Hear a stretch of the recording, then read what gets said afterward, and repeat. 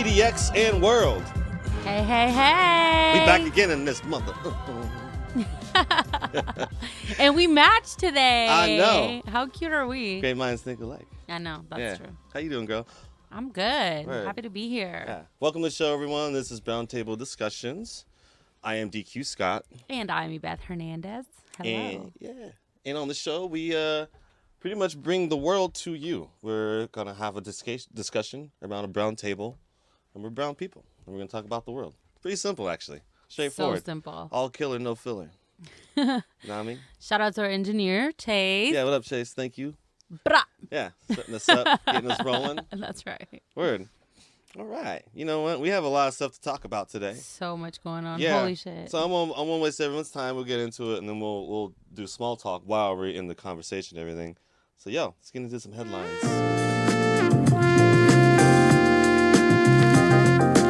Headlines. Headlines.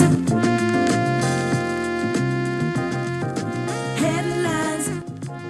Okay. As some of you may have heard, we have a president that has been impeached, voted to be impeached, but of course it has to pass through the Senate, so that's another thing. But we'll take our victories how we get them, right? Still representative, you know what? The popular vote still speaks, so the majority of people and Americans, or the people that represent the majority of Americans and their ideals, still want this man gone, but apparently there's some still evil doers out there that, for some reason, think it's appropriate idea to have this man still in office. But I don't want to focus on that necessarily in a sense. I figure I just want to talk about, I guess the idea for me in this, in a sense, was talking about more or less. All right, this is the interesting part about the Republicans' argument with Trump, is that they're not arguing,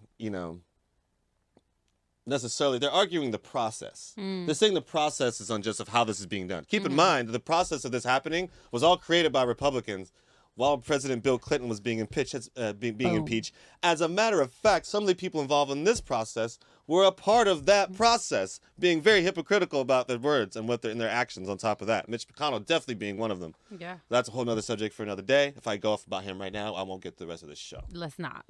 So I'll try to stop as much as I can. But trust me, I got it out for him. We'll get there. Don't worry. We all hate him. We know. So anyways, I want to talk about more or less the thing that's interesting to me is that the whole point is that he's abusing power. They're like, where's the crime? It doesn't have to be a crime. He's abusing power. It's immoral. It's unjust. And the thing is, they never make reference of, which is usually the case of sorts in this type of case, especially if it's not necessarily legal, is character. Notice how they've never jumped on his character whatsoever. Be like, well, Donald Trump's this and Donald Trump's that. No, he's an evil man. Yeah. They know what's possible for him to do these things. Like, he has it in him. They're just saying he didn't do it and he had different intentions. But they're like, but they know he's possible because they know he's a horrible person. There's not been one character reference on this. So I want to bring up something else that's happened recently, just to lay it out as an example. Last week, Donald Trump was ordered to pay $2 million after misusing his charity in a shocking pattern of illegality, says the New York Post. That's another thing that's wrong, is that some of these news organizations, like, shocking pattern of illegality. It's nothing shocking. What could he do to shock us at this point? Yeah, especially if it's a recognized pattern. Right.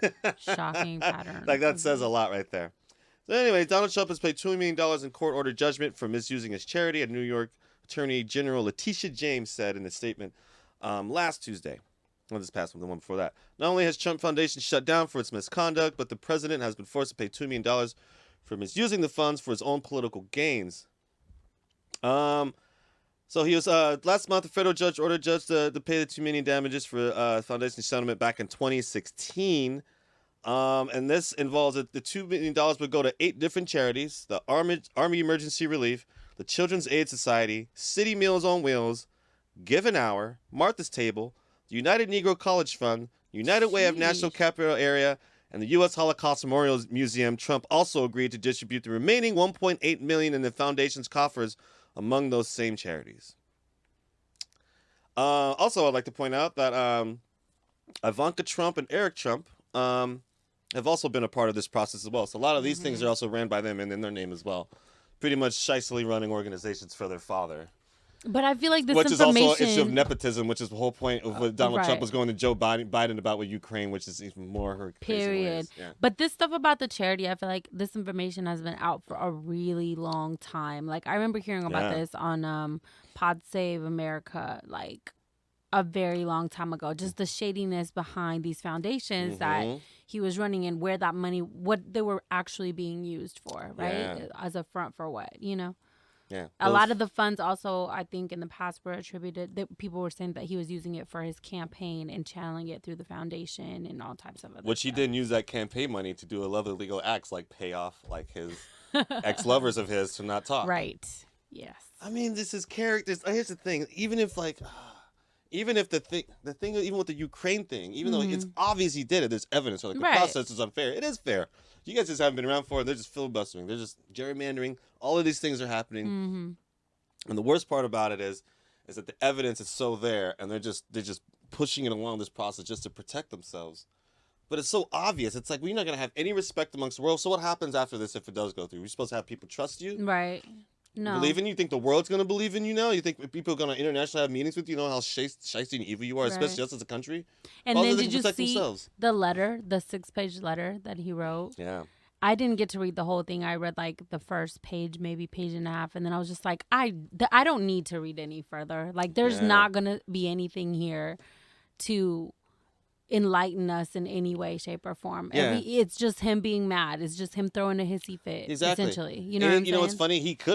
You could have stood up in front of everybody and talked about it. You were invited to the table to Absolutely. defend yourself. Your whole He's like, it's unfair. administration. You were there, and he's trying to lie and say it's unfair. Just like when those Republicans went in when they were having the preliminary hearings, so they even go towards articles of impeachment, and they stormed the room.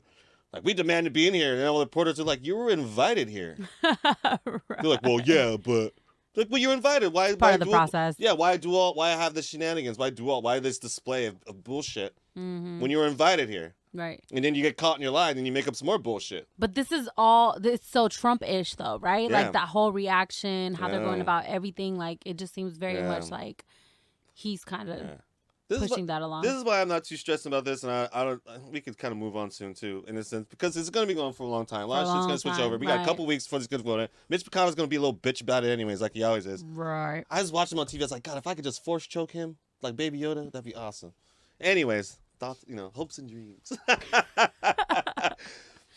But it just doesn't matter. It's like the thing is, at the end of the day, even when Trump's gone, you realize the evil that still exists in other manners outside of him, and it's like that's just one little piece, man. Yeah, there's but I so think... many more pieces involved that are under the radar. Right. You know what I mean? If anything that's good about him is that he exposes who a lot of these people are on the surface.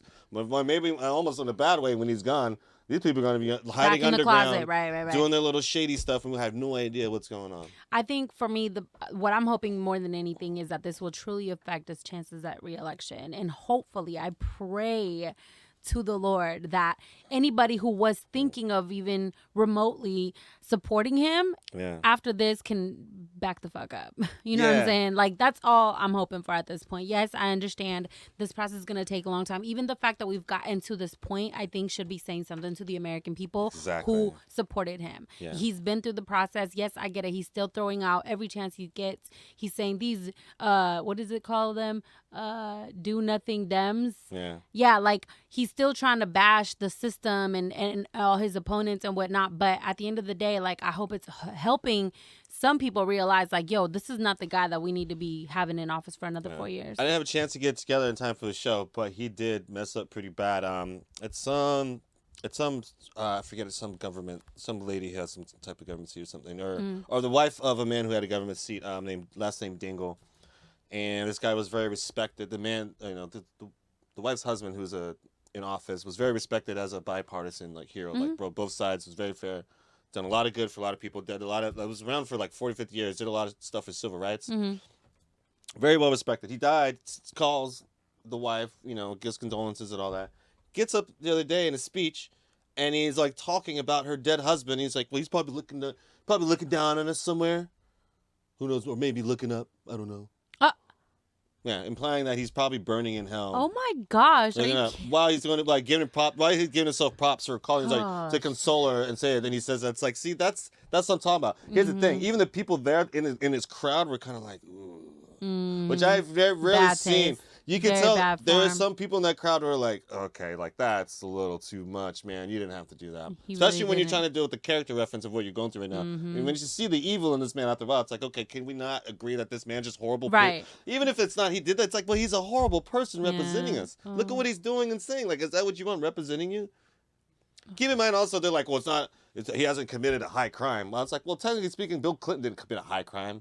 You know, the So adultery. that's what I was thinking about. Yeah, that wasn't a high crime. Like, This was look dumb. at the But it was gravity of these things that Yeah. he's accused of, Yeah. right? Yeah. Versus that. I'm not saying that's right in any way, not condoning it in any Yeah. way. But when I think about, you know, as a person here who participates in the democratic process, Mhm. was I affected by Bill Clinton's situation? No. But everything that has led up to where we are right now with Trump Yeah. is a violation to all the American I people. know pastors who have done that. Come on. Come on. Just saying. All types of people. And again, not condoning it, not saying Yeah. it's cool, but when we just talk about like levels, you know what I'm saying? Yeah. There's levels to this shit. Exactly. Like, Exactly. That gets mean. I don't know. Just be careful out there, y'all. Just look out. but this is, like you said, this is going to be going on for a while. So we're going to be talking about this for a while. So if there's any type of specific story or focus that you guys think that we should be talking about, definitely let us know. Because there's going to be so much. You know Yeah, what I'm this isn't saying? gonna There end already now. is. We go about for days opinion wise, but more is going to come out to have more of a For deeper sure. conversation. Yes, but I wanted to do hood rat stuff with my friend. All right. Ooh, this is going to be a hot one for a little bit, too. I'm definitely following this one. 50 Cent and Russell Simmons have come to bash Oprah over the Me Too movement documentary based on Russell Simmons. Now, hip-hop artist 50 Cent took to Instagram on Thursday, writing, "I don't understand why Oprah's going after black men," along with the photo of Winfrey, Russell Simmons, and the latter of whom was accused of sexual misconduct in 2017. Simmons, a 62-year-old music mogul, has denied the allegations. Now, a lot of this is based off of Oprah's friendship with certain people, such as like your Woody Allens or your Harvey Weinsteins, etc. And they're like, well, why isn't she going after them necessarily? Which is a valid point, I guess. But then again, it's like, well, for one, Harvey Weinstein is currently being processed and going through the motions of that. So it kind of kills that argument in a way. And just beating a dead horse, but she's going to just like hate bash Harvey Weinstein. That's not her style. It's Oprah. She doesn't have to do that. Now, it does bring up an interesting thing, because she has gone after other black artists, especially those who she supported and who have been on her show. And she just supports in the community acts as well. I will say this much. Oprah has been abused before. She has a track record of being abused by men, etc., being raped and whatnot. And so I can see how this topic hits home with her. I don't think it's just a random thing. It's something she's lived through and talked about. So I think that's part of it. Another thing is that, especially if it's someone close to you, which I feel like they've had seemingly a close relationship, I figure that makes it harder.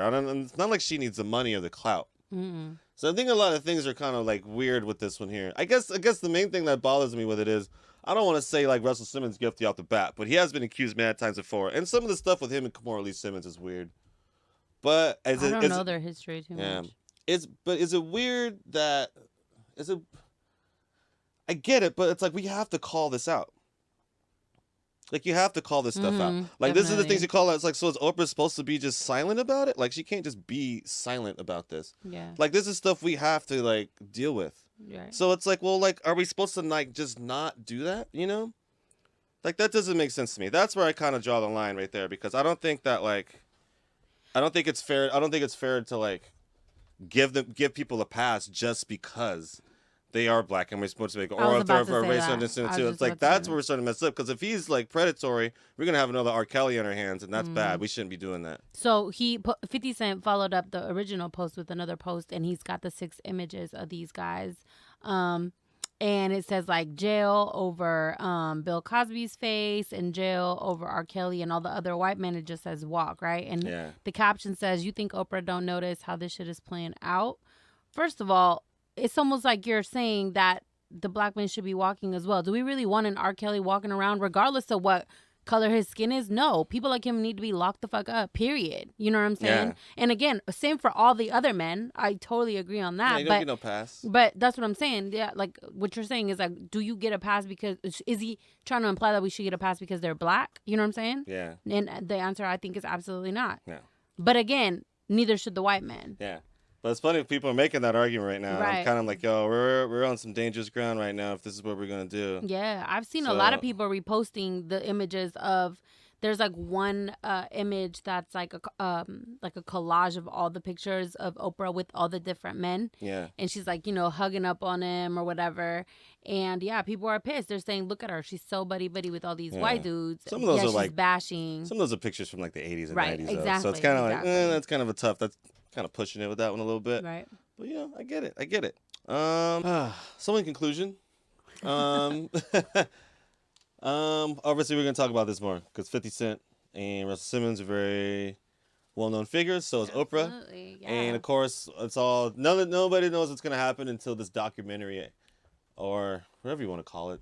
It's going to be. I guess it's going to be a documentary, Yeah. expose of sorts, whatever it's going to be, is going to come out. So we'll reserve our ultimate judgment until then. Is it going to be on Apple TV? Is that what I read? I think so. Yeah. Okay, that's interesting. It's the internet. It's going to be everywhere. Right, exactly. Especially with Russell Simmons involved. That's going to be mad hectic. Okay. Now I'm glad we're on YouTube now. What's up, everybody out in YouTube world? As many problems that can come with that, with production and everything else. It has a lot of benefits. But at the same time, there's also responsibility. So don't get mad at us for not showing you this tape. But we will talk about it. Yeah, we don't want to get kicked off Yeah. the You- web. You let everyone know what's going on with this. 'Cause people Okay, say- so I woke up this morning, and as I do every morning, I wake up, I grab my phone, check my notifications, email first, text messages after, and then all my various inboxes. And it seemed like as soon as I got on Twitter and then Instagram, the same post was everywhere. Yeah. Everybody was talking about a sex tape that had leaked this morning Uh-oh. by none other than A A$AP Rocky. Woo! Everyone's favorite rapper. We were just talking about this, how Yeah. because he's like so fine, okay, Foyne? You gotta emphasize. He get the oath. He gets the I O. cannot stand him as a person, but yeah, I enjoyed looking at him. Yeah. But because he's so fine, women were just like, yo, they could not wait for this to drop, right? And then apparently, once the actual tape dropped, like, sis, we were very disappointed. Like, I watched it, I ain't gonna lie. I watched it was like a minute or something, but it just was not. Yeah. It just was not. So more or less everyone's disappointed in his performance. Because I know girls, that's what I was saying earlier, like I know like punk rock girls who like I don't even listen to hip hop. But that A$AP Rocky is so telling sexy. you. Yeah. Yeah. So I can tell a lot of people were disappointed in this because you didn't have it together. But the internet, He needs some milk. he needs something. The internet is going crazy, you guys. They are going in on him. The joke started as soon as people saw it, from men and women, though, right? Like, women are just like, that's weak. Well, I Yeah. guess I can get over my crush, you know, that type of situation. Dudes are like, Yeah. oh, bro, like, you should have done this or you should have hit it like that. And Yeah. it's like, come on. Every guy does that anyways, even if it was probably did a good job, so that's the whole thing. That's kind of unfair to him, though. I mean, like, for one, yeah, he made a mistake by doing that. Two, that's not really that bad because he's a human being. If he wants to have a sex tape, fine. But, of course, if you're going to be in his position like he is, you got to be responsible with that. Right. Wait, So, so can I read his statement that he Yeah. put out Yeah. 6 hours ago? Apparently, he's gotten the feedback that we're talking about. My penis and I woke up to the alarming disturbance of a video clip today. As his defense attorney, we're prepared to deny any slow strokes or lack of killing the pussy. A long list of satisfied women can attest to. But the real punchline is seeing people who never fucked him rate him. That emoji, that emoji. Dog. That's my man. That's your man. I like him. I like him as a rapper. I saw him once in a concert. A friend of mine, shout out to T. Vonich for giving me back his passes. But that was fun. So I was like, I kind of like him. I don't know. I think it's unfair, but I'm glad he's taking it like with, with some, with a bit of humor. He's like, I'll be in on it. Right. Fine, it is what it is. I'll accept it. He's obviously not embarrassing. So. He's not. That's But then good. again, it's like he has nothing to really lose in it. You know what I'm Yeah. saying? He's still killing the game, whatever. I just think that for the women who like are pretty in love with him, they can now be like, okay, I'm not missing out Yeah, on you don't much. get that anymore. Yeah, that's fine. He's been normalized, and that's fine. That's good. He can live his life, and people won't chase There him you around. go. There Yeah. you go. Maybe he just had a bad night. I don't know. He needs some milk. That happens. But hey, man, more power to him. You know what I'm saying? At least he can remain confident after this. And like you said, kind of take it with, Yeah. some humor and whatnot. I just thought that was hilarious that it was literally everywhere. Yeah, it's nothing to be ashamed of. Right. I mean, I'm sure he's in shape and all that and whatever. It's like, you're fine, man. That's life. No one's perfect. I don't know. He doesn't look in that great shape. All right, we gotta stop ripping on. Shut up. I'm gonna shut up. I'm gonna shut up. We leave you alone. We're Shout nice out to the people ASAP here. mob. Yeah, we're just having a discussion. All right, we'll talk about somebody we don't like. How about that? We'll justify our bashing, Let's at do this it. moment. So, and in a way, celebrate somebody else too. So last weekend there's a UFC fight, UFC 245. I'm not like a huge UFC fan, but I'll watch it. If it's around. I like being social. So if anyone remembers from before, I used to have a show before called Product of the 80s, and my host was Mikey Hodges. What's up, Mikey Make Everything. Shout out to Mikey. And so Mikey invited me over to his place to watch the fight. And we haven't seen each other in a while. So that was good. It was fun. Thank you and Soraya, for inviting me home. And during this fight, I didn't really catch the background of this, but until we got there. I heard about it, but I didn't know it was this fight. So I was really excited. So the Nigerian Nightmare, who was a Kamaru Usman, was fighting another UFC fighter by the name of Colby Covington. And this Colby Covington character is a character. I mean, he's doing what he's doing in MMA fighting is doing promotions like wrestling style promotions, like he's a character. Now this opens up a whole nother conversation because his character is like a MAGA freak, loves Trump, rocks around with the book Triggered, he has like props and stuff. He uses this, he even kind of hints at it. Now you could choose a lot of other things to be a villain-wise to do this with instead of a racist idiot who's dividing the country. You're obviously showing where you stand. He's like, it's a character, but it's who you are. He's a racist idiot. So needless to say, people were very excited about watching this man get his ass beat by this immigrant. And just to give you an idea of where this guy is coming from, I have a clip I'm gonna play for you guys. Just him like kind of doing his thing. He kind of likes to, talk a lot of smack and stuff like that. So I'm gonna give you guys like a couple little things. To go off with that. So actually, this is a little out of order, but this is actually kind of interesting. So one part about the fight is that this guy Kamaru Usman broke his jaw. This is what Colby Covington said not too long before the fight of what he was gonna do to Usman. Got it. White made him sign that. Wait, sorry. All right, here we go. Dana White made him sign that contract, and that'll be the last contract he signs because he's gonna be drinking smoothies through a straw after December 14th. One more time. Yeah. Dana White made him sign that contract, and that'll be the last contract he signs because he's gonna be drinking smoothies through a straw after December 14th. One more time for the Dana triple. White made him sign that contract, and that'll be the last contract he signs because he's gonna be drinking smoothies through a straw after December 14th. Now, keep in mind, here's the thing. When fighters get their jaw broken, it becomes structurally weak forever. Oh, for sure. That's it. So this could actually damage his career going forward. This is going to damage his career going forward. He's going to have a softer jaw for being broken. Love the irony in that and what happened. Now, some of you probably wondering where it all starts from. We're like, well, why is this guy so hated? What has he done? I'm not going to give this guy too much time. But I do want to play a clip. This one stood out to me because this is just a casual one. So even where, I think the guy who was hosting the show was looking at him, was like, I'm kind of disgusted by you too, even though I'm doing this and you're fighting me. It's like, you can tell he's disgusted. This guy says racist stuff all the time. In particular, one thing that stood out to me was that he was talking about Brazilians and how he literally called Brazilians filthy animals. Oh, God. Oh, now, this is him in an interview. Here's the thing. This is him in an interview doubling down on it. Because I figure if I played the original, I'd be like, well, you probably apologize since then. No, this is him doubling down on it, which I think makes it equally as important to take notice of. So, yeah, here's Colby Covington. The gym stuff's crazy, man. These Brazilians want me dead, man. So, I have to go train an American top team at different hours when nobody's there because. Are you serious? It's just, yeah, man. Yeah? It's too much of a problem, man. These Brazilians, they want me dead. Bigfoot, he's trying to come after me. All these other Brazilians, Junior dos Santos, man, he's trying to come after me. So what's been going on? Like, has there been confrontations or? Nah, kind of fucking accent is that? As soon as I walk in the gym, all the Brazilians just stare at me and they're gonna come at me, and then I have to go to a private room and kind of wait till they're not training. So, the feud's real, man. The beef and all that stuff, that's real shit. I disrespected their country, but I said it with truth. Brazil is a dump of a country if we're being honest, and and all the people there, they are filthy animals. Let me quote that from Home Alone. So the Brazilians hate me, but it is what it is. They're dirty animals. All of them do steroids anyways. They all cheat. So the beef there is real. And then with Werdum, it's a complete joke. He wanted to come and take a cheap shot at me and sucker punch me in the face and then throw a boomerang at me.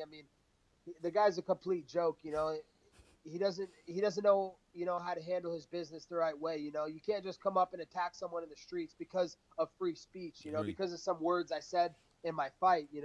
I'm promoting myself. If he doesn't know what I'm doing, he's getting worked. But he obviously doesn't know what he's doing. So he's just a little snowflake. No, you don't know what you're doing. Oh my God. And the worst part is if you do know what you're doing, and that's what you say, you're admitting to that's what you're doing, that makes you even worse of a person. I'm promoting my brands. Like, you're really going to sacrifice your soul, your morality, and your being, and offend people in a harsh, deep way, just so you catch a couple buck. And wait, who's the sucker now? I'm glad. That's the thing. So thank you, Kamaru Usman, for knocking that fool's jaw out. That was great to watch. I enjoyed every minute of it. I was with a friend of mine when this was going on, and he was trying to explain to me who the guy was. He was like, yeah, this racist MMA fighter. Right. He just got beat up. But I didn't understand the whole backstory, and I had never seen any of this stuff. I just didn't care that much. I was like, whatever, good, he got beat up. But now I'm like, yo, this man is out of line. That's only one. You should see how some of the other stuff he's got. Good. As I said, don't even need to. I thought about that. I was like, if I show you something, you might just get mad at him. Right. I want you in good standings. That's horrible. Yeah, right? Yeah. How are you going to talk about a whole ass country? Yeah. Brazil is a dump. Filthy animals. Filthy animals? Yo. Filthy animals. You can't call them filthy animals. While he's there. So he's saying this as he's in Brazil. Yeah. Wow. Okay. And then he tried to throw in the, he tried to throw in that, I'll take a quote from Home Alone. That doesn't make it innocent. You can see what he tried to do there. Mm-hmm. It's that's not working. Hold up. A filthy animal, calling someone a filthy animal is calling someone a filthy animal. But also, you're a little bitch for having to go in another room and train by yourself. If you were really about this life, you would stay wherever the fuck you was at. And if they looked at you crazy, you would have dealt with it. Yeah. Little jerk. Tell him, girl. All right. We'll talk about somebody else we don't like, but, it's a little different.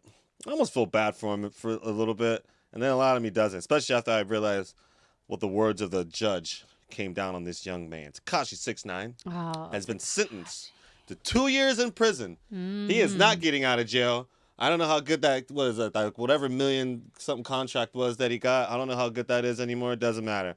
But he's been sentenced to 2 years in prison from the judge, even though everyone, even the prosecutors, FBI, law enforcement, everybody on that side of the law wanted him to get out. Although he's already spent 13 months, so technically he only has, what? Exactly. Another year. Yeah, a year left. He's got about a year left. So he'll be out around this time next year. Still, that's proper. I think that's appropriate. He should take time to chill out, think about some stuff. He shouldn't get an immediate reward like he planned on. I think the judge did a great thing. And I was going to go through more of this, but I feel like we won't have enough time to in a sense. But and I think more stuff will come out about this again. So we'll talk about it in depth when we get a chance. But one thing that stands out to me is that the judge of it, one of his reasons was that he knew he didn't pay for his crimes. It's they played off like he was a victim. He's like, no, but you did some things, even though the gang did use you, stuff happened. He's like, you put hit out on other rappers. You were talking smack to people. You've done acts yourself. You've done things yourself that had nothing to do necessarily with the gang. Those are still very individual actions on your part that you decided to do, and you do have to suffer that. Absolutely. Granted, you put these people away. You have to suffer for some of the crimes you did individually outside of what the gang presence was and you being the rapper was, because you still did a lot of bad stuff. Yeah, knowingly. Right? Very knowingly. He was like, well, it's a victim. It's like, you weren't really a victim. No, you victimized a lot of people, You tried to kill people. And glamorized it, right? You put hits out on people. You can't put a hit out on somebody on the internet. On the internet, right. But that's the thing to do. Again, when we talk about clout and all this stuff, you got to remember, before a lot of these rappers were in the spotlight and had record deals and millions of followers, etc., they were already living this life, right? And so just because they've elevated their careers to a certain level, it doesn't make that quote unquote real life go away. You know what I'm saying? They're dragging that baggage around with them. And so a lot of them feel like they have to continue to get that clout for their hood, for the people that they're with, etc. And they really don't. You know what I'm saying? At some point, as a professional, you have to make a decision about who you're going to be the rest of your life. Yeah. Are you going to be an artist? Are you going to be a businessman? Because once you sign a record deal with somebody and people are giving you millions of dollars or putting you on tour or whatever, like, you kind of owe them a little bit. You have to let go of some of this bullshit that you're doing on the outside, because you're going to put yourself, your career, and a lot of other people in jeopardy. Yeah. And I feel like that's what a lot of these young rappers don't understand, because they're trying to navigate living in these two worlds, you know? Yeah. And it just don't mix well. Right. And I think it's interesting, right? That the level of high-end fashion and living and extravagance matched up with hip-hop has extravagance in itself, and meshing the two worlds together. Because corporate entities want that. But now, I think a lot of people are going to be like, oh, I'm going to be careful about what I wish for as this corporate business. But apparently not, because he wasn't even out of jail. Like, it wasn't even determined what was going to happen. Right. And he signed a 2-album deal already, you know what I mean? So, obviously they're willing to take the risk. It doesn't matter. But I think only certain people. I think a lot of bigger companies are like, nah, we don't have to do that anymore. But I think there's a lot of up-and-coming labels and other entities that are like, yo, we'll take that risk, and we have the money to take the risk.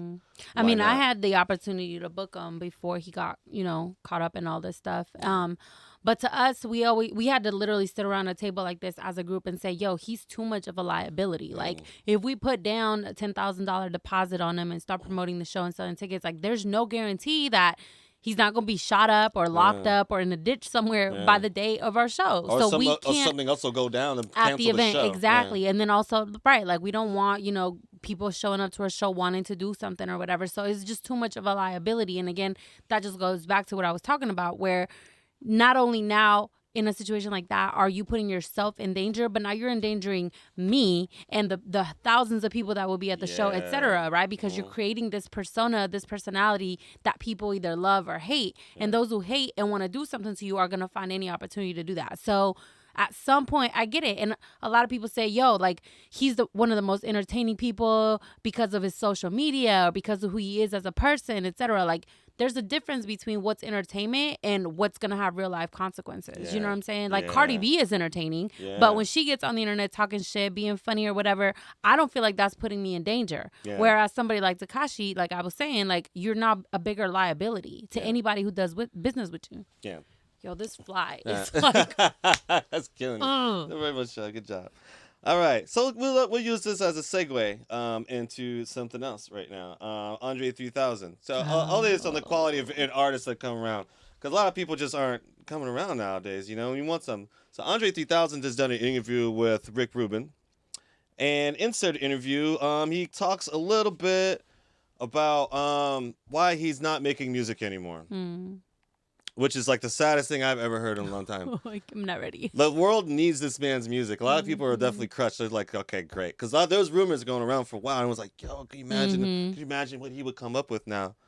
But I guess we can't. So I'm going to play a couple minutes of, you can hear it from him. I'll let him break your heart. Oh, man. So here's Andre 3000 with Rick Rubin. Which, by the way, is on the Broken Record podcast with Rick Rubin, which is a great podcast. If you have a chance to listen to it, check it out. All right, here we go.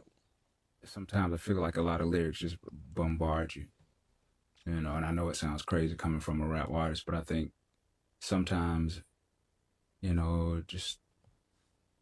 sometimes the thoughts just take over, and then not necessarily anything you want to be a part of. You want to party and, but I kind of like music that I can have my own thoughts to. Yes. So beautiful. That's kind of where I've been lately. Beautiful. What's your process like making music these days? Do you make much? Not so much? How would you say? I haven't been making much music, man. My focus is not there. My confidence is not there. I tinker a lot. Like, I'll just go to a piano and I'll set my iPhone down and just record what I'm doing. Move my fingers around and whatever happens. But I hadn't been motivated to do a serious project. I'd like to, but it's just not coming. In my own self, I'm trying to figure out where do I sit. I don't even know what I am, and maybe I'm nothing. Maybe I'm not supposed to be anything. Maybe my history is kind of handicapping in a way. Yeah. And so I'm just trying to find out what makes me feel the best right now. Yes. And what makes me feel the best is when I just do these random kind of instrumental kind of things. You know, they make me feel the most rebellious. Yes. So there's a lot to unpack there. So when you hear much, it almost doesn't. You yeah. almost it's like, okay, I understand where you're coming from. I guess I'll say this. I'll use that as encouragement more than a negative thing, because I think everyone goes through a moment where they feel stagnant in something. So even though somebody who could be considered like in a way the best, at the very top of his class, still has moments of where they look at themselves and judge themselves. So anyone that's going through that right now, which happens, especially in this town around this time of year, it's wintertime. Portland, there's a lot of creatives. Trust me, I know how it feels by doing the show and other things. It can be a little rough. Push through it. Push through it. Make it work. You may not be feeling it. You can feel it on the way, but I think the key thing he said is that he didn't stop. He's like, hey, you making these notes? Like, I'll tinker. He hasn't quit. That's the thing I think is super important about it, is that he hasn't stopped. Where he wants to go with it, he doesn't know. And I think that's important because you really want your heart in it. But I admire his drive to not quit. So even if don't know what you want yet or how to get there, just don't stop doing whatever it is you do. There's a lot of awesome, talented people in this city. And I love you all, and I love what you do, and I think it's important that you stick with it, because trust me, somebody is paying attention, someone cares. Even if you're not digging it at that point in time, just keep digging, because you know you will find something that works. But also, I think when you think about who Andre 3000 is, right? Like how high of a pedestal we've all kind of put him and his music and his art on for decades, and you look at where music is today and what the music sounds like and what the lyrics are like, etc. You start to I don't know, and I'm assuming that perhaps this has something to do with what he was talking about when it comes to confidence. You start to wonder, like, is there still a place for me, right? Yeah. As an older artist, as an older creative, as a person. I mean, his son is what, like 19 or something right now, and you know, he listens to a lot of the new mumble rappers, the Uzis, etc. Right? And so, because I know Erykah Badu talks about that quite a bit. Thinking about that and then saying to yourself, like, yo, I've been doing this for decades. I've been around for a really long time. My sound is like this. My lyrics are like this. Is there still a place for me? Is there still an audience for me? That could be part of it too. And I think for somebody who's been doing it for so long, in any type of art, I think that can be like a question that you start to ask yourself after a while, right? Like, has my audience grown with me? Have they fell off and found somebody new? You know what I'm saying? So I think there's a little bit of that also. If he could just do another Love Below type project, I would be super happy. But I like everything. I love his rap. I like some of the stuff he's done to it. I love everything he's been featured on ever since. For sure, then. Absolutely. But for one, I think rap has left him in the way, and I think he wants to do something like that, like another Love Below type album. But I mean, I could see how he's thinking it's probably dated or a little off. But it's not. I know it's not. There's like pretty much every neo soul thing that's out right now is like that. Your Zay Rashad's, the internet. There's like so many groups that I think their style right now is literally based off of not that a genre or even like neo soul in general, like Erykah Badu, which is arguable because I feel like Love Below came because of Erykah Badu. That's a whole other thing. Oh, that's another episode. Exactly.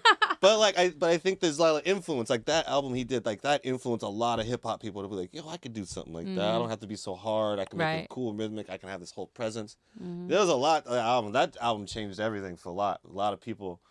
But at the same time, there's a lot of people like who are like newer audiences who would like probably look at that and be like, "What is this?" I think that's all they want or know from Andre 3000. I think everything else would be a little off-putting. So I could see how he's like that, you know.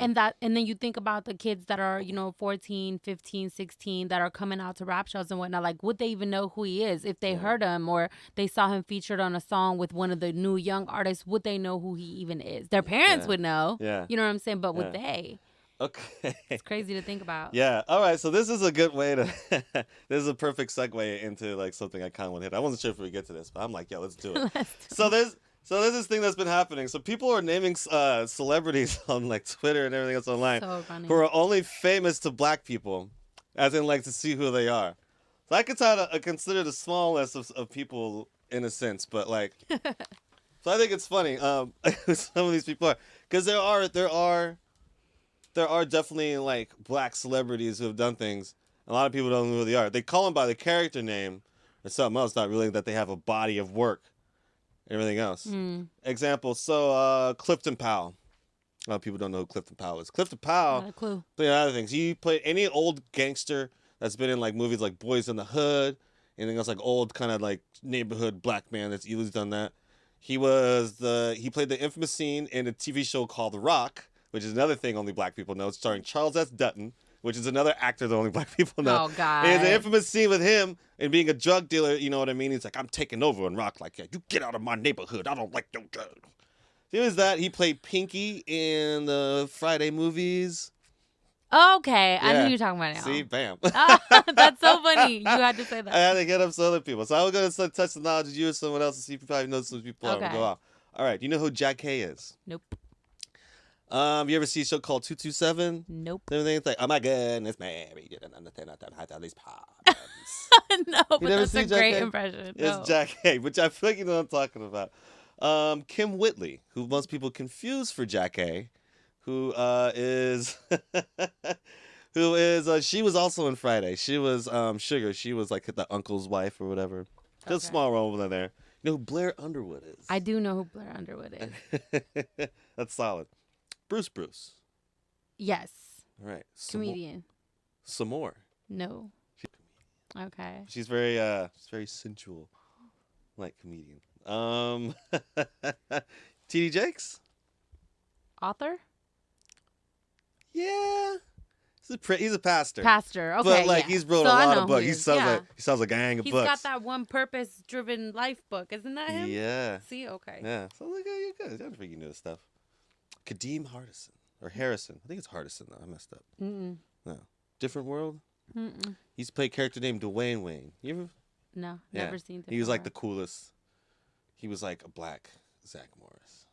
Yeah, in the show called Different World. That's Okay, super no, random. never seen that show. You know Trina. Yes, of course. Most white people don't know who Trina is. No way. That's serious. No. Yeah. No. I don't believe that. Yeah. That's crazy. All right, I got one for you. Omar Gooding.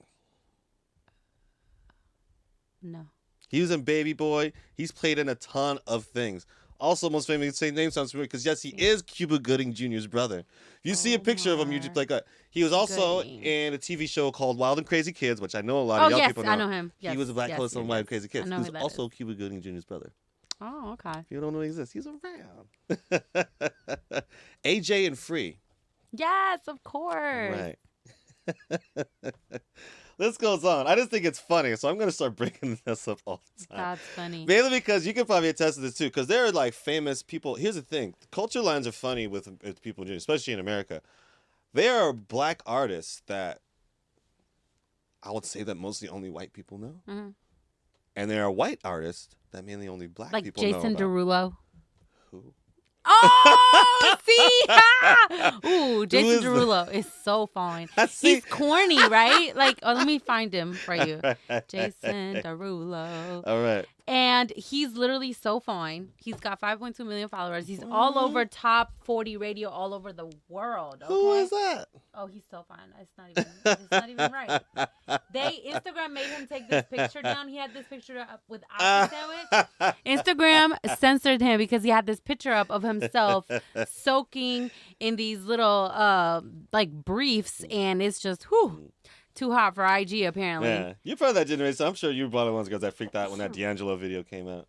D'Angelo video. I remember that video came out. I remember I was walking to the schools of high school. Girls were like, "Did you see that video?" Mm-hmm. Slapping each other in the hallway. Still like, watching that video. Ooh, Lord.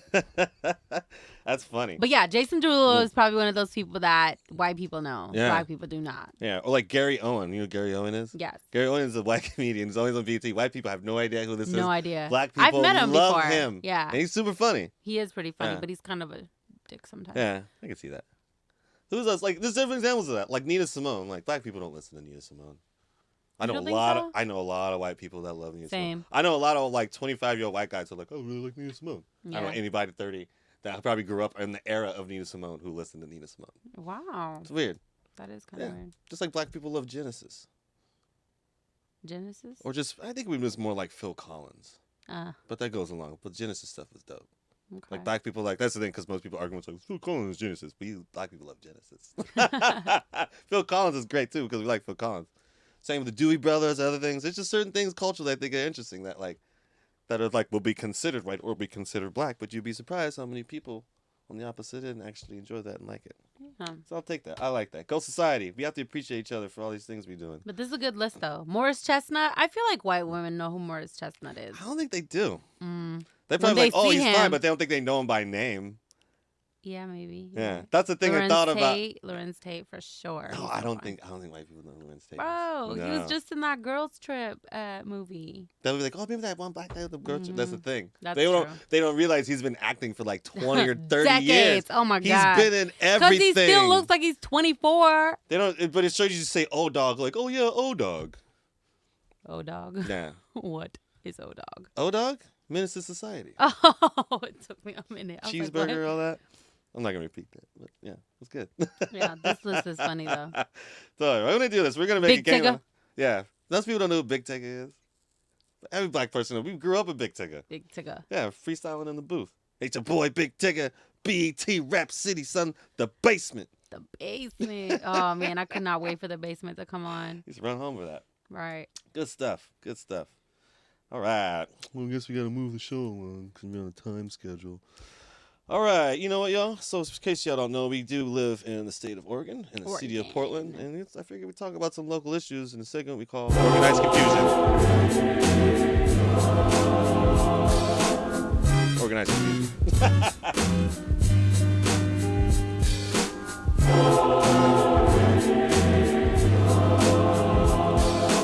Wait, is that saying Oregon? Yeah. Oh, that's cute. I never noticed that till just now. How many times have I heard this? That's crazy. Sneak attacks. You're cute for that. I tried. Shout out to the Oregon Symphonic Choir. Ah. That I took that. Dope. I won't get demonetized for that, will I? Who cares? Too late now. Anyways. Should have never said that. Just kidding. You never heard that. I don't know. It's a public domain. Anyways. So we have a place here by the name of Lloyd Center. And I don't know if you've been around it. It's kind of suffering. The neighborhood's kind of going down. We lost a theater around there. They're going to break it down, change some condos, break up the parking lot. Now it's being predicted that the Lloyd Center Mall, there's a chance that it might not even be open next Christmas. As much money as we put into it, we remodeled the mall like maybe a year or two ago, put a lot of money into it, tried to do some new stores, and it just ain't clicking. So, Live Nation put a venue in there. Yeah. Over on the side where Nordstrom used to be, like that whole, it's like 3 floors or something. But that's supposed to be, I believe, a Hard Rock Live venue. I hope so. It'd be nice to have something to attract them, but I don't know if that's enough. No, that's what I was gonna say. I don't know if it's a good look if there's not gonna be any business in the actual mall itself. That's the thing, because there's nothing in there. It's like random, like everything's changing around every week. Yeah. Macy's isn't good. It's kind of a weird demographic thing too. Yeah. But the thing is, it's interesting. So Millennium Week did a story about it. And a thing that I found interesting was all the different reasons of different things that have been going wrong there. One of it is purely simple theft. It's coming criminal grounds. There's a lot of underground parking lots and other like little nooks and crannies in the place. So it's been a hotbed of crime. People getting their cars stolen, people leaving or ditching stolen property there, or just general illegal activities taking place under there because it's a safer, more low-key spot to do it that isn't heavily guarded. It's a sketchy area, though, because the Max line is right there, right? So I went to Benson High School, which is right over the overpass, right? So I had to walk through that park, through that. It used to be an empty lot before they put that building there, but it's always been a super sketchy neighborhood. And now that's kind of like the hub for all the Maxes. Like, so you can come from Southwest, you can come from the Numbers, and you can get off right there and have access to all of it. You know what I'm saying? So it's easy for people to run up into Macy's and steal, and you have a getaway car on Multnomah, or run through the park to the Max or whatever. You Get know lost what I'm saying? in a crowd of 100 other teenagers who can't pick them out. It's like, I don't know, a bunch of kids. I've been in there when there's like people being chased through the mall, and I've been there when there's people like running up out of the door that's over by the Barnes and Noble in that underground parking lot. Like it's crazy. You know how many people I've seen running with stolen goods out of that door by the Marshalls? By that one south side, the south side of the building through that lot. Just, cross through, run past Applebee's, just ghost. Yeah. Tons of times. So that's that's like one reason why. One thing I think is interesting that I read in this article was that the shameful part about it is that it's a place for teenagers to hang out. And I think you're right, it could be better in a sense, but it is. It's a cheap place, like people can just gather, just whatever, to kind of just humdum around in a sense, kind of be inside the building. But I think it was interesting. One point they hinted at was how interracial it was while doing it. And that's actually pretty true because you see a variety of people there. And I guess it is like I guess it is kind of a melting pot for Portland and youth. For sure. To kind of interact and have that, just experience people from different cultures in a different way. So I don't know. I think it is interesting. Granted, we should have other things set up for children besides places they can go to spend money. Yeah. To have these experiences, I think that's something to pay attention to. But I still to lose anything like that, I think is big. So I don't know, man. It's kind of interesting. I don't. They pretty much want to turn it into a baseball stadium. Right there. Yeah, they want to turn it on into they want that to be a baseball stadium. They can change the whole area, park, everything. And we get rid of the park too, because you already said it. I mean, I grew up around there. Yeah, that's what the kids park is sketch. That's what people went to fight. Oh, for when sure. I grew up, it was like yeah, I went to Grant. I went to Grant High School, and I was like, "Yo, so and so is going to fight at the park by the Max." It's like, "Yo, we got to go." Everybody knew what park it was. Yeah, so we went down there because we know some kids from Benson or whoever was going to fight there, or from whatever school, or some kids from different schools would meet up there to fight. Madison, because they could also hop on the Max. Yeah. I'm telling you, it's always kind of had that presence. Even when they added in the fountains and everything, they thought that would change it. I swear that made it worse. I was like, now it's just more trees and other things and more people around just for people to get lost in and to hide in. It's almost made it kind of enhance the experience to get away with bullshit there. I mean, if you think about it, like, it's a somewhat residential neighborhood because they've built all those condos along like Monoma and like over in that area. We used to have office right over there, so we know like that area kind of pretty well. But if I lived there, I wouldn't feel safe walking my child to that park, you know, to walk in anywhere. Like, I'm telling you, like, I had to walk through there because I didn't have any other way to get home. I had to go hop on the Max. But just willingly, I wouldn't kick it, like, in that area. And when I do go to the mall, I park really close to the door. I run up in there, and I run right back out. I park as close to wherever store I need to go to because I'm not really trying to spend time in there. And that's the thing, too. Like, I still go there. Yeah, I still go there. I go there all the time. And there's certain things I just get there as, like, just as a staple. I've always gone there. This is what I do. Like, you know, I used to get my, like, tailoring done there, actually. I just know a lot of people that work there and give me discounts. We gotta go. Shout out to the plugs. I hear you. I don't know. So you just got to support local, yo. I don't know. It'd be interesting to see what happens with it. Like, I can't see it turning into a baseball But stadium. you know what, though? Weird. They did say a couple years back when they started the renovations, they said that a big initiative that they were pushing towards was having a lot more small, locally owned shops in the mall, right? They were getting rid of like a lot of the big national chains to open it up to be more local. They were gonna put in like yoga studios and all type of stuff, make it more Portland-ish, right? And then I feel like that they abandoned that plan at some point because they started charging really high like leases and rent, and so people, those small businesses that they were supposed to be targeting, can't afford that. You know what I'm saying? There's a lot of quality assurance I think that should be coming along with that, with them investing their small business into that place, and Lloyd Center just wasn't ready for it. Like, I know a lot of places are nasty there. That food court, don't eat the Lloyd Center food court. Oh, don't eat at the Lloyd Center food court. There are roaches there. Oh, I've seen it with my own eyes, and I've seen videos of other people posting it, and I saw it only when I seen it with my own eyes, because after seeing people post videos of it, I looked with my own eyes, and I was like, oh, I guess if you pay enough attention, you'll fucking see them. So don't eat there. So things like that, you know what I mean? I was like, I'm sure a lot of people got in and saw the structural, presence of the place, and they're like, I'm not investing into this. Like, no way. Which I'm sure like, a lot of big businesses have pulled out. They're like, no way, man. What's going on here? And then I think with the closing of that Nordstrom's, I think it took away a certain demographic that would go to the mall specifically to go shop at the Nordstrom's. So once that demographic was gone and you just had the other folks that continue to go there, with the thefts going up, the lack of adult presence, being that there are a lot of teenagers, unaccompanied minors there. I think all these little factors kind of added up to what it is right now. And like you said, it is very vacant. You could walk down certain sections and there's like nobody open. Like gate down, lights off. Yeah. That's Trip. Man, we got to do better. All right. And we have another story coming for us. You want to leave this one out? Or what? Oh, the stabbing. Yo, what the heck? So I know it's so much crazy stuff going on, you guys. But when I got onto my phone yesterday and saw this, like, totally tripped me out. There was a stabbing in Beaverton in a local small, like a strip mall area. I believe there's like a gym there. There's like a salon. There's a Wells Fargo. A 20-year-old first stabbed one person in the gym, in the Planet Fitness, and then two people in the Wells Fargo that's right adjacent to it. One of the two people who were stabbed was an elderly woman who was like in her 60s or something like that. She actually passed away. And then there's one more woman who was stabbed who's in critical condition. After stabbing those two people, the dude stole a car and then drove out to Tigard. And then once he dumped that car, stole another car, went on the run a little bit further, and then police finally caught him. They haven't really released any information about who the suspect is, what the motive was. They haven't released the names of any of the victims, but it seems so random. You know what I'm saying? Like, we hear about shootings quite a bit, unfortunately, but a stabbing, like, yo, people are wilding the fuck out. Yeah. Well, it's basically like that dude over in Europe. Was it England that did the stabbing too? There's a guy in Europe that did the same thing. He went and stabbed like 3 or 4 people on a bridge or something.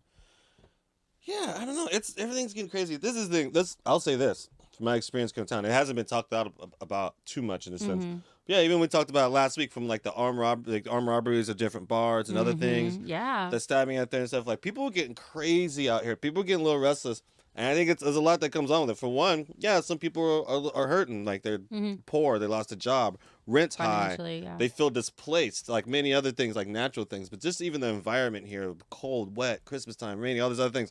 People are desperate. Lots of factors, right? There's a lot of things going on, especially with mental health, and I think that it's something to pay attention to when you're out and about. I'm not saying be afraid of anyone. Doesn't mean if you run into a bum, be afraid of them, like, and tell them to kick rocks or anything either, you know.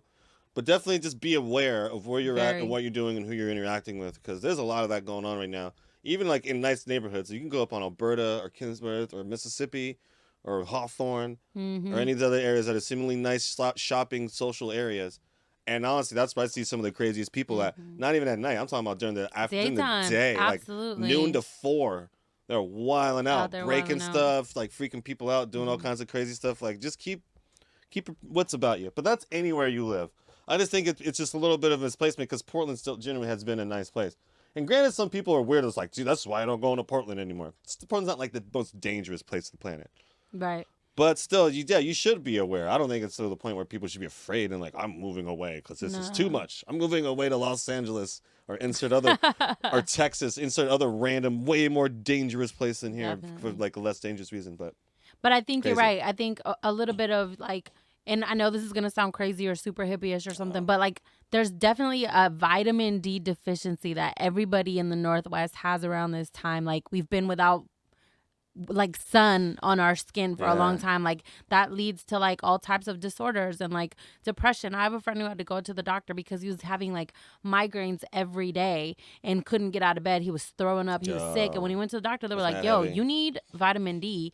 And after they gave him like a 10,000 milligram pill, it was like night and day. You know what I'm saying? He just felt like his mood was better. He wasn't as emotional, all this stuff. So we don't think about that, right? We don't think about how little things like, oh, we've been in the rain for 3 months, how that affects a person, but it has a lot of different effects. And then you throw in, you know, opioids, etc., all types of different drugs that people are on and being houseless and just different things that add up to a person getting to that breaking point. Like you just never know when that's going to be, you know? In my neighborhood, I see it quite a bit. I live in North Portland, and I mean, the houseless community out there is pretty out of control. They are like breaking windows in local businesses. Like they haven't necessarily, I haven't heard too much about them like attacking people, but property for sure. Yeah. For sure. Woo. All right, y'all. Comes to the lighter part of the show where we get to vent a little more. But about people who do stupid stuff. In a very simple segment we call Who Mans Is This? Hey, yo, who mans is this? Oh, who mans is this? Who mans is this? I need to know. So this is just going to be more of a rapid fire type of deal. What we're going to do here. Because there's a lot to go off of. Do you know this? You people probably know. You guys are hip to the hippity hop culture. Hippity hop. Yeah.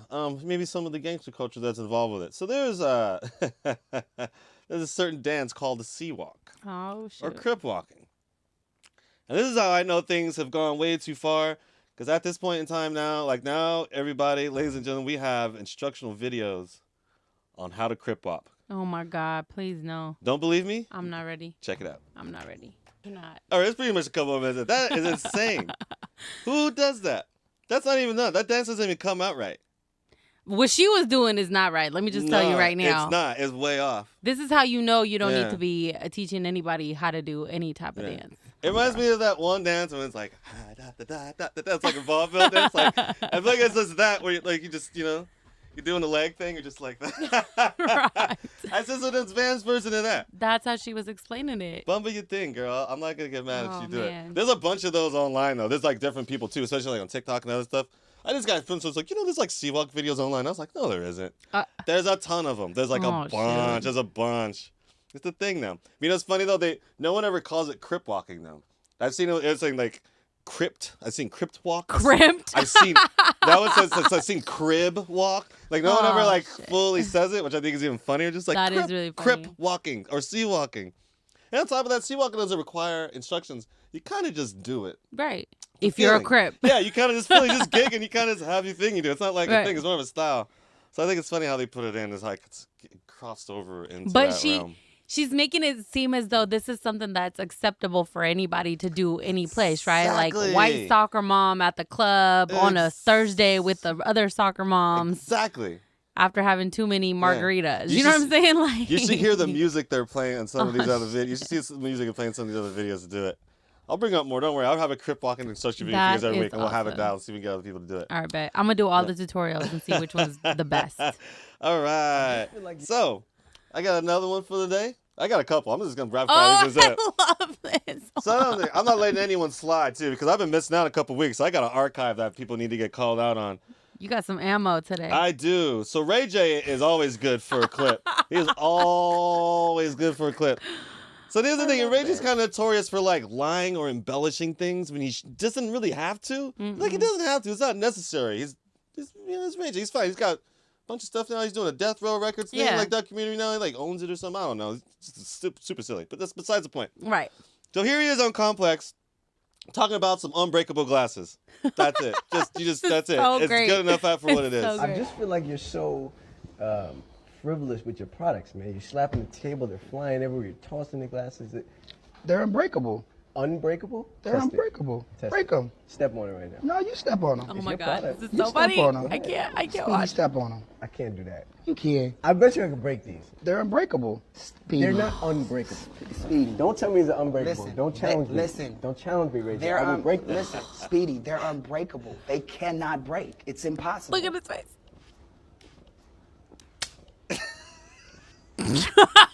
I don't care.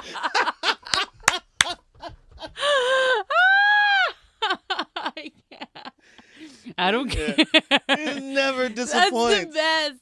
Oh my God. He never disappoints, man. But his face, though, the host too. The host is hilarious because he's really looking like, bro, you can't be serious. You could tell he felt the. He knew. Yeah, he felt the integrity of the glasses while doing it, and he's just like, dude, like I'm gonna do this, right? But Ray J's response, what are you, 7? Yeah. Like, that's what my nephew said when they get in trouble. Yeah. You know what I'm saying? I don't care. You can't go to the park. I don't care. Yeah, like, okay. that's exactly what he sounded like. The pause is good, too. Oh, man. Oh, man, is this? I gotta love me some Ray J, though. All right. And, of course, because you know how we roll here, we're not discriminatory here. We like to include the ladies, too. Hey, yo, who man's is this? So, some more rap. We're on a rap heavy thing today. We're calling out all the whack MCs. Oh, God. And all their whack jobs. I'm not ready. I don't even know who this is. I don't know who this is. But it's good. That's all that counts. I'm a MAGA kid. I'm a MAGA kid. I'm here to blow up the liberals' list. School shootings, pedophiles, and vaccines. Today it is really hard to be a teen. Now listen up, Greta. This message is for you. We are warriors of God, and we're praying for you. How dare you? How dare you? Spread fear with your ego, but the truth is where we go. Our human rights come from God, not government. Brainwashed puppet, you were sent. You liberals act really strange, but MAGA kids are now in the game. Unity and peace is our prize. We hold our president way up high. Like an eagle, we will take flight. In God we trust. MAGA kids fight. In God we trust. MAGA kids fight. For one, I'm curious to what song she's rapping to. Two, Oh my god. I love how whenever I do these, I can always feel the cringe coming from you for other people. Can you? Because first of all, why do you have a beat playing in the background if you're not rapping to it? Why? It's so just it's I can't focus. Second of all, I can't focus on what you're saying because I'm watching your hips move off beat in a totally opposite beat of the music and of you rapping. So nothing is working with each other, and it's like, oh, I'm a mega kid. But yeah. And then on top of that, when she was talking, oh god, the Greta. You throw a diss rap at Greta?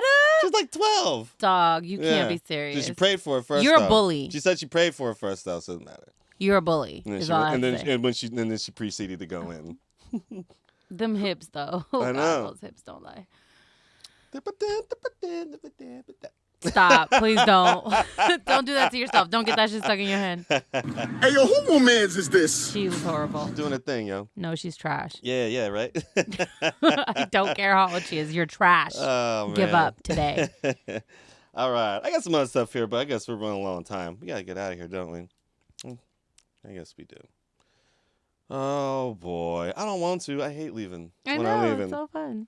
But we'll be back, y'all. So we might take a small hiatus over the holidays, and then we'll be back. Happy holidays, everybody. Happy holidays to everybody. Enjoy some time with your family. Yeah. Be safe, responsible, smart, all that other stuff you're supposed to do, and all that stuff I'm supposed to say to people typically in this situation. But know that I mean it. I don't know. I be careful. Don't drive drunk. Catch a cab. I don't know. Walk somewhere. There's options. There's many things you could do. Ride one of them scooters. I don't know. Hit me up. I will come pick you up if I can. Don't drink. Also, don't give into that pressure because, you don't have to. Yeah, just even if it's the holidays, you don't have to do it. It's the whole time we got to drink. You don't got to do that. Chill out. Watch Disney Plus and chill. Yeah. Watch the original X-Men on Disney Plus. It's good. Or if you get a chance, you know what I watched the other day on Disney Plus? Mr. Boogedy. You ever hear that? Mm-mm. It's a stupid horror movie. You know what I'm hilarious. about to do over my break? A Harry Potter marathon. Hey. I don't know. I got to do it. I think I've only seen like the first two, so I probably need to get into that. Oh, no. I've done it before once, like years ago, but it's time to revisit the whole thing. There you go. All right, y'all. Bye. Yeah. Thanks for tuning in. It's been fun. Always. Once again, if you have anything, critiques, thoughts, opinions, comments, whatever you want to give, ideas. You want to be a guest? You want to be a guest? Hit us up. You want to share your art with us? Like, yo, can you play my video? I'll play your video. Yep. At Ebeth's Alter Ego on Twitter and Instagram. Yes. Or you can hit me up on Instagram under Brown Table Discussions. Hey. Or you can just let it up on YouTube and just drop something in the comments section. Leave us a link or something else in the info. Chat with us. We appreciate everything that you've done for us. We'll continue to do more for you. Thank you so much, public and people, Portland. Thank you so much, Chase in the booth. Thank you, X-Ray and everybody else. Thank you, Love X-Ray. you. Peace. Bye,